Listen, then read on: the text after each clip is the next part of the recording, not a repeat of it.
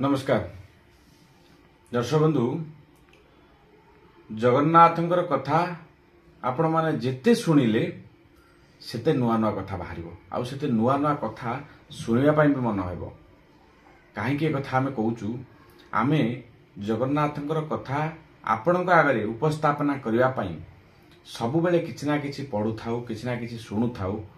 जगन्नाथं कथा किमति नुआ कथाटे सुनिबु समस्त को जणाइबु समस्ते निज परिवार रे ताकू उपस्थापना करिवे।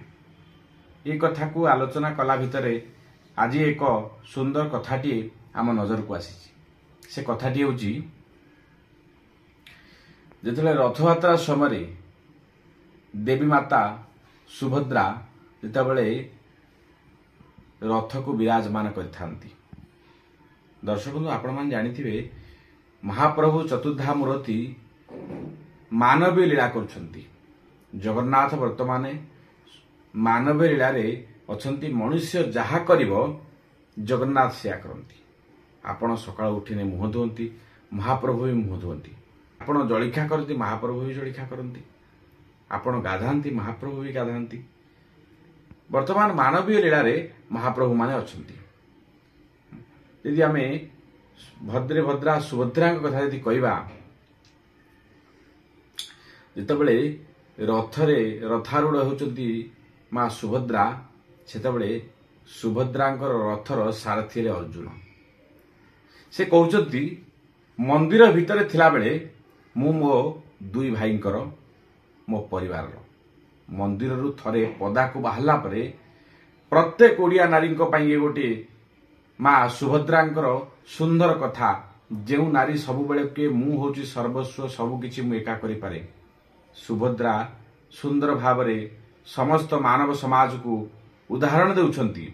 जेतबेले सी रथरे बसंती तांको रथर सारथी अर्जुन ही होंती। अर्जुन तांको रथर सारथी हेबे आ से रथ गढिबो। सेतिबाई कहती मु जेतबेले श्रीमंदिर भीतर थाए मो दुई पार्श्वरे मो भाई बसी थांती मु मो भाई मानकर मु मो घर लोकर जेतबेले मु बाहर को आसे सेतबेले मो स्वामींकर अर्थात अर्जुनकर जेतबेले रथरे बसिकी मु बाहर को बुलिबा को जाए मो रथर सारथी होचंती अर्जुन। आठु बड़ उदाहरण आ कोन हिताय पारे। जगन्नाथ संस्कृति सबु बेले मनुष्य समाज को नुआ कथा नुआ दिग्दर्शन दे थाए। ये समाज ये संसार नुआ भाव में केमिति श्रृंखलित भाव में आचरण करवा नारीर लक्षण कौन हम पुरुषर लक्षण कौन हम पिला मानकर लक्षण कौन हम छात्र छात्री मानकर लक्षण कौन हम तमाम घटना को जगन्नाथ संस्कृति आमको शिखाई थाए। तेणु ये संस्कृति आमे अनेक कथा शिखबार अच्छी। यदि जगन्नाथ को लक्ष्य करवा बलभद्र को लक्ष्य करवा देवी माता सुभद्रा को मध्य लक्ष्य करवा से जो भली भाव में निज परिवार को ध्यान देउछंती आपण माने भी निज परिवार को ध्यान देवार आवश्यक रही। यदि महाप्रभु अनंत कोटि ब्रह्मांड नायक जगन्नाथ यदि सी वर्ष को थरे माँ को दर्शन करने को जाई पारुछंती आपण माने वर्ष को थरे माँ को दर्शन करबा पई निज गाँ को माँ को भूली गलेनी माँ पई दिनोटी देउनांती। तेबे ये संस्कृति सब बेले मनुष्य समाज को भल बाट को निये। ये संस्कृति ये परंपरा मनुष्य समाज पई। तेबे आज पई ये कथा वस्तु को विराम दबा।